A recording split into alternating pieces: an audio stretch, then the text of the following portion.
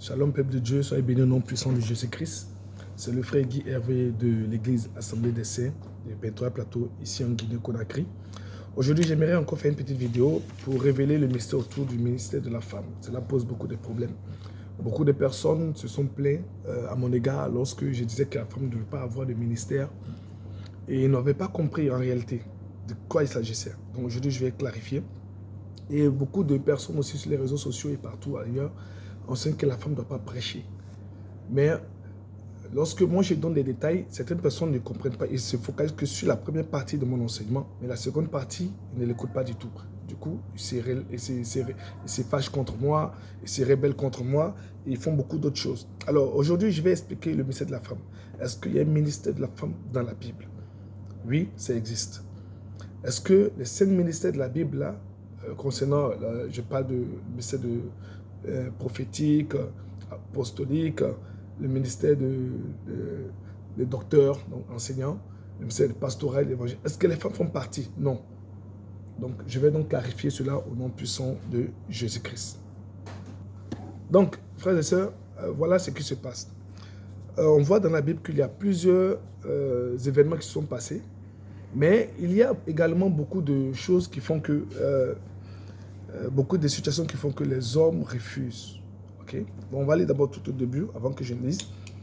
On va aller quelques versets dans, je crois, dans 1 Timothée, chapitre 2, à partir du verset 11. Paul, écrivant à Timothée, va dire ceci. Il dira que la femme écoute l'instruction en silence, avec une entière soumission. Il précise, je ne permets pas à la femme d'enseigner, ni de prendre de l'autorité sur l'homme, mais elle doit demeurer dans le silence, car Adam a été formé le premier, Ève ensuite. Et ce n'est pas Adam qui a été séduit, c'est la femme qui, séduite, s'est rendue coupable de transgression. Elle sera néanmoins sauvée en devenant mère, si elle persévère avec modestie dans la foi, dans la charité et dans la sainteté.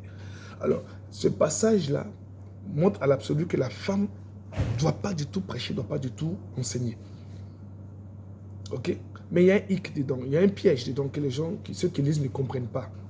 Donc je vais clarifier cela également. Je vais également aller dans Tite chapitre 2, également verset 1 au verset 5.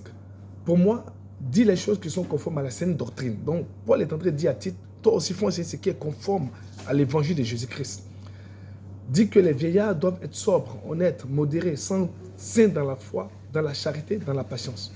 Verset 3, il commence et dit, dis que les femmes âgées doivent aussi avoir l'extérieur qui convient à la sainteté. Les femmes âgées doivent avoir aussi l'extérieur qui convient à la sainteté. N'être ni médisantes, ni à donner au vin, qu'elles doivent donner de bonnes instructions dans le but d'apprendre aux jeunes femmes à aimer leurs maris et leurs enfants, très retenues, chastes, occupées au sein domestique, bonnes, soumises à leur mari, afin que la parole de Dieu ne soit pas blasphémée.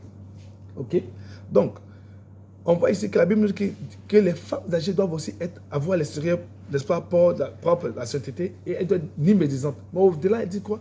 Qu'elles doivent donner de bonnes instructions. Quand on vient dans le livre de 1 Timothée 2, la Bible nous dit que la femme doit être une mère. En réalité, les 5 ministères qui sont dans la Bible là, ne concernent pas les femmes. Une femme ne peut pas être pasteur, c'est ce que j'ai dit. Une femme ne peut pas être pasteur. Une femme ne peut pas être évangéliste. Une femme ne peut pas être apôtre, qu'on appelle apôtresse. Une femme ne peut pas être également diriger le ministère prophétique, pas le don, pas le don. Le don est différent du ministère. Diriger le ministère prophétique. Une femme ne peut pas être également docteur.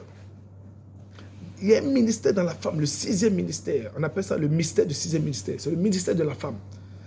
Toutes les femmes qui entrent dans l'exercice de la fonction spirituelle, on les appelle les mères.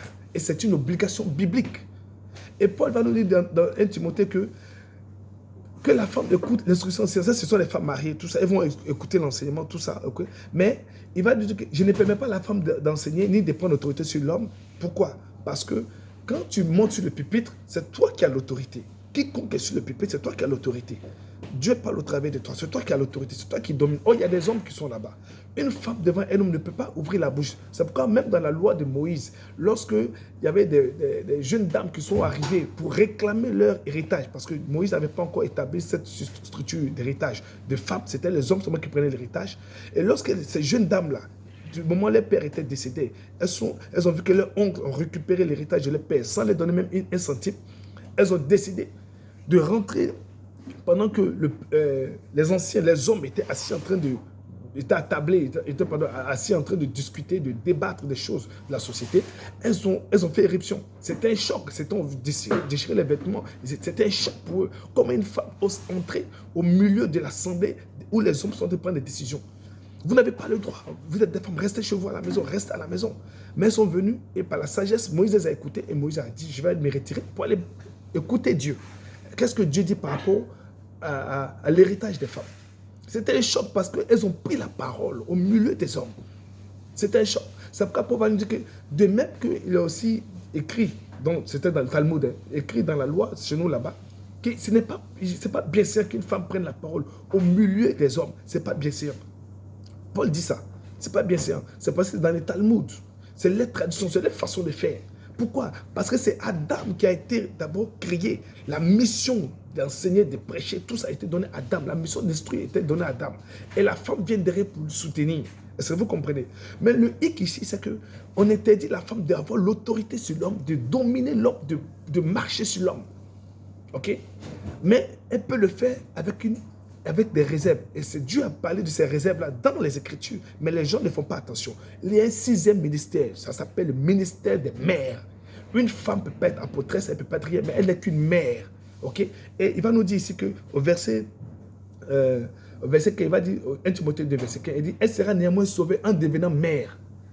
Et on voit également dans Tite chapitre 2 que les femmes âgées, c'est-à-dire que quelqu'un qui a fait des enfants, pas les vieilles personnes, quelqu'un qui est déjà rentré dans le mariage, qui est mûr, qui a la maturité spirituelle, et non seulement qui est aussi dans le foyer, lorsqu'elle va s'occuper des jeunes filles, lorsqu'elle va les enseigner comment aimer le mari, c'est-à-dire qu'on dit aimer le mari, comprenez les personnes mariées là, parce qu'il faut que les mères donnent les révélations, comment est-ce que l'entretien corporel, tout ça. Nous aussi, c'est notre forêt sacrée ça.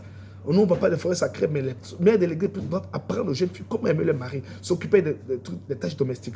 Quand une femme accouche dans l'église, on envoie 2 jeunes filles ou 3 jeunes filles pour venir apprendre comment est-ce qu'on lave les fesses de bébé, comment est-ce qu'on met la couche, comment est-ce qu'on fait le biberon. C'est ça, ce que les femmes doivent faire. Vous comprenez? Lorsque les femmes font leurs réunions, parce qu'elles sont des mères, elles font leurs réunions, elles ont le droit d'enseigner, d'ouvrir la Bible et d'enseigner. Lorsque je suis à l'église, je suis dans le temple, je suis assis, que je suis en train de former des diaconesses, je dois les faire passer pour qu'elles puissent enseigner, pour que je comprenne qu'elles ont vraiment maîtrisé les Écritures. C'est une obligation qu'elles viennent sur l'autel et qu'elles prêchent. Elles chantent. Chanter là, c'est un ministère des prêtres. Pourquoi est-ce qu'elles chantent? Si dans l'Ancien Testament, il n'y avait pas de femmes qui chantaient, il n'y a que des hommes qui chantaient, pourquoi est-ce qu'elle va chanter? Pourquoi devant l'autel, il n'y avait pas de femmes, mais à l'extérieur de l'autel, il y avait des femmes qui chantaient. Mais dans la Nouvelle Alliance, il y a des femmes qui doivent chanter. Ça, c'est le ministère prêtrice. C'est la prêtrise. Donc, si elles arrivent à chanter, c'est qu'elles peuvent aussi enseigner, elles peuvent aussi prêcher. Est-ce que vous comprenez? Donc, quand la Bible nous dit qu'elles peuvent être des mères, dans le titre chapitre 2, on va lui dire quoi? Qu'elles doivent donner de bonnes instructions. Elle va prendre les instructions là où? Ce n'est pas dans la Bible. Ce n'est pas des modèles de la Bible qu'elles vont prendre. Qu'elles doivent apprendre, c'est-à-dire enseigner. Elles doivent enseigner. Ce que Paul est en train de dire, c'est que le ministère ne doit pas appartenir à une femme.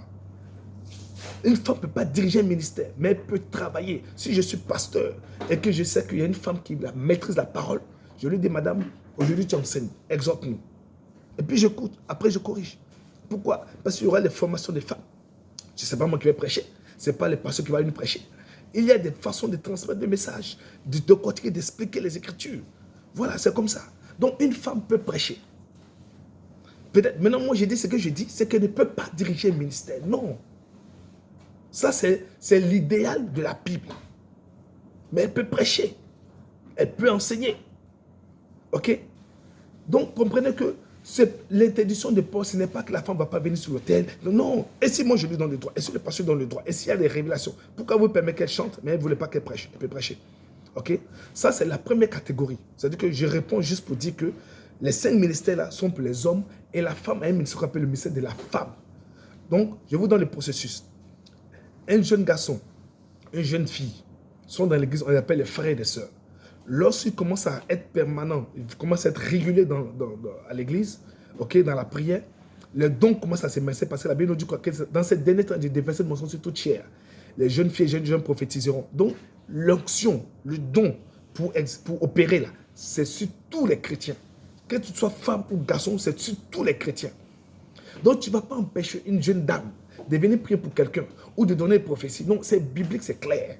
La preuve en est que toutes les femmes de la Bible, là, beaucoup ont exercé le ministère de prophétie, de guérison et tout ça, ok? Même de gestion, d'administration, ils peuvent le faire. Mais quand je parle, excusez-moi, je parle de ministère, là, des dons, ok? Mais le ministère en elle-même, le ministère, pardon, en lui-même, là, ce sont les hommes qui gèrent. Déborah, par exemple, elle avait le don prophétique. Elle était juge. Juge veut dire quoi? Elle est administratrice. Comme si elle était chef de quartier, chef de canton, présidente, gouverneur. Ça, c'est normal. La femme peut travailler, elle peut tout faire. Mais la prêtrise, là, ça appartient à l'homme, pas à la femme. C'est pourquoi Paul va nous dire que car Adam a été formé le premier, Ève ensuite. Ce n'est pas anodin s'il a dit ça. OK?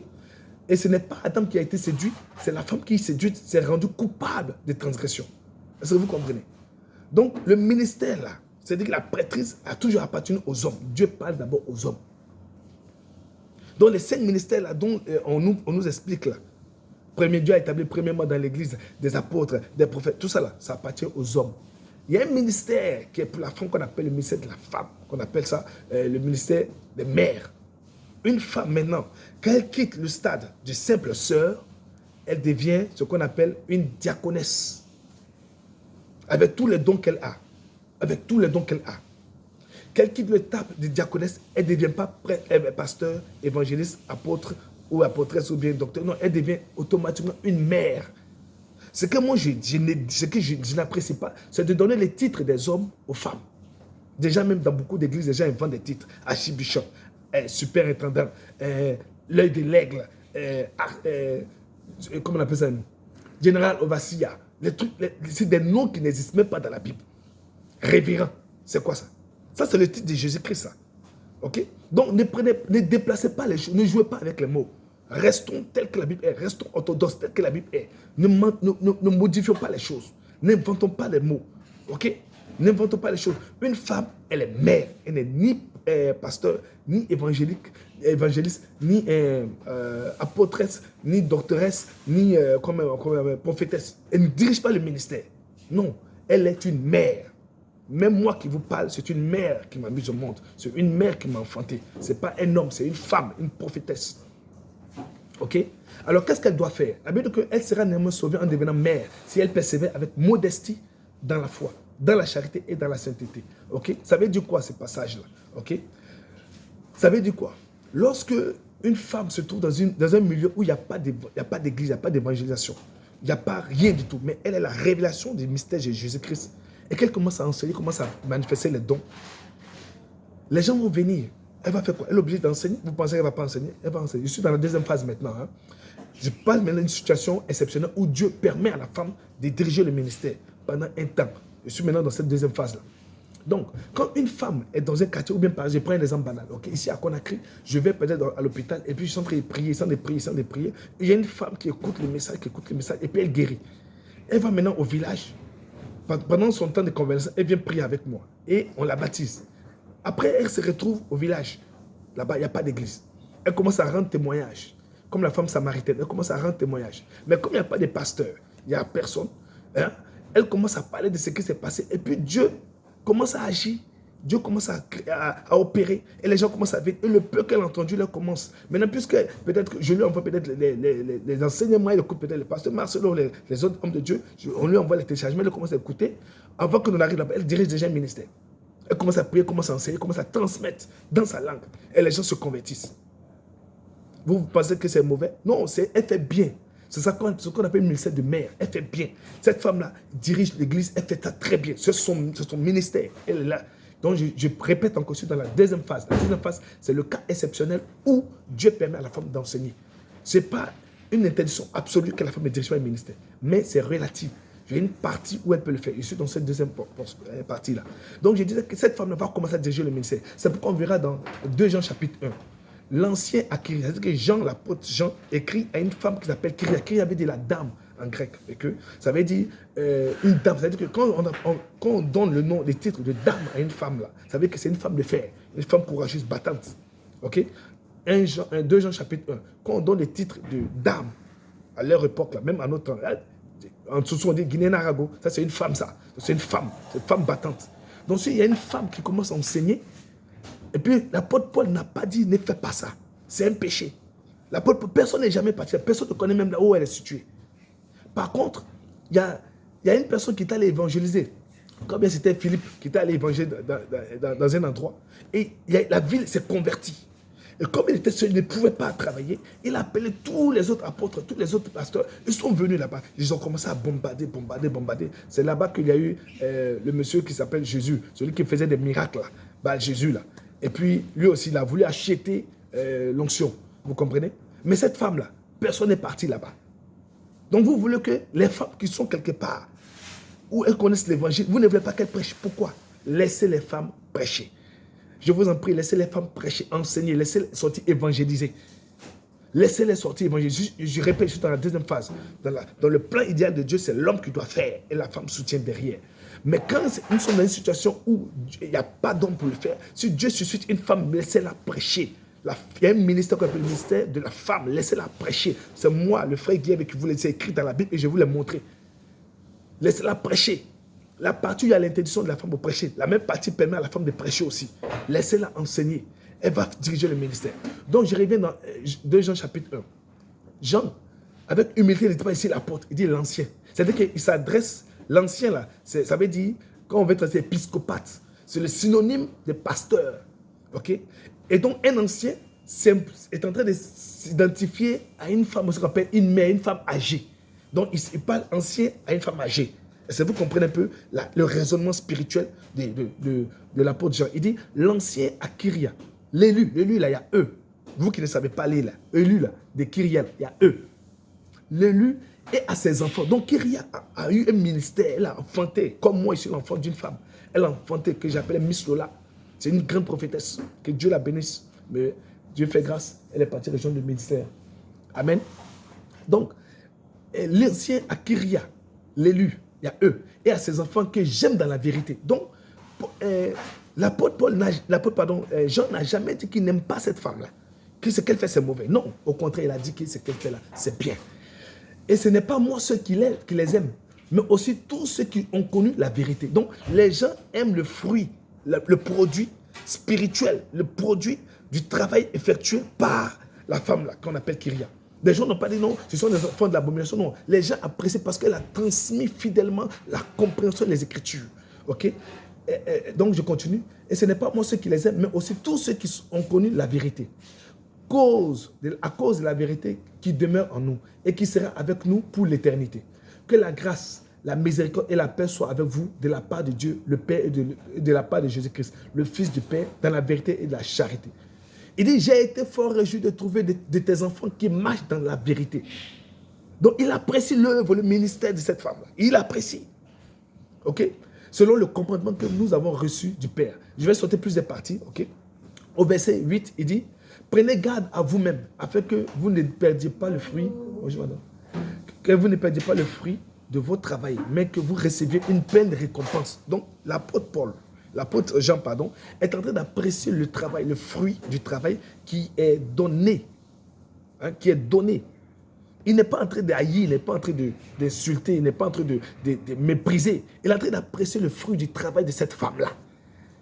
Et puis il lui dit qu'il doit même avoir une bonne récompense. Donc arrêtez un peu, laissez les femmes prêcher, s'il vous plaît. Il dit, quiconque va plus loin et ne demeure pas dans la doctrine de Christ n'a point Dieu. Celui qui demeure dans cette doctrine a le Père et le Fils. Si quelqu'un vient à vous et n'apporte pas cette doctrine, ne le recevez pas dans votre maison et ne lui dites pas salut, car c'est lui qui lui dit salut, car à ses mauvaises œuvres. Donc, quiconque vient empêcher la femme de faire ça, c'est mauvais. Quiconque vient dire que Jésus-Christ est déjà venu, c'est mauvais. Donc, il est en train de dire à la dame, on n'est pas là-bas, mais il faut persister. Continue. Il va plus au verset 12. Quoique j'ai beaucoup de choses à vous écrire, pourquoi tu n'as pas écrit, apôtre? Je n'ai pas voulu le faire avec le papier et l'encre, mais j'espère aller chez vous et vous parler bouche à bouche afin que notre joie soit parfaite. Dernier verset, verset 13. Il dit, les enfants de ta sœur, le lu te salue. Donc, il y avait plusieurs femmes qui dirigeaient l'église comme ça, qui avaient des ministères. Alors, ce que j'ai dit, c'est quoi? Quand une femme maintenant commence à diriger le ministère, commence à occuper des postes, dirige le ministère, à un moment donné, qu'elle se marie, elle met son ministère dans le ministère de son mari. Où c'est fait maintenant, elle peut son mari. Parce qu'une fois qu'elle est mariée, c'est son mari qui devient chef de famille. Donc, c'est son mari qui doit diriger le ministère. Vaille que vaille. Maintenant, elle est derrière pour supporter le ministère avec les dons et tout ce qu'on a. Elle va s'occuper des femmes, de former les femmes et tout ça. Ah, ça fait dans 20 minutes, je vais terminer. Et l'apôtre Jean reconnaît au verset 13 que les enfants de ta soeur, les luttes de Salomon, donc il y avait d'autres femmes qui exerçaient ce ministère. Frères et sœurs, je vous en prie, pour ne pas aller faire plus de 21 minutes, je vous dis, frère, l'idéal de Dieu, c'est que les 5 ministères appartiennent aux hommes et non à la femme. Maintenant, quand nous sommes dans un contexte où les hommes ne travaillent pas, où il n'y a pas d'homme, il n'y a rien du tout, quand la femme travaille, laissez-la travailler. Si elle se marie, elle introduit son ministère avec son mari. Elle va coacher son mari. Si elle a des fils, à un moment donné, quand les fils deviennent mûrs, elle se met derrière et les fils travaillent. C'est pourquoi Jean a apprécié le travail des fils. Jean a apprécié le travail de la femme parce que les fils de cette femme-là ont commencé à travailler, Et c'est pourquoi Jean apprécie beaucoup les enfants de sa sœur, parce que les enfants de sa sœur révèlent le mystère caché qui est derrière ces femmes qui ont travaillé. Elles deviennent des mères et récupèrent les positions initiales de mères. Que Dieu vous bénisse. Shalom à vous. Au nom puissant de Jésus-Christ, vous donne la sagesse de comprendre au nom de Jésus-Christ. Amen. Amen.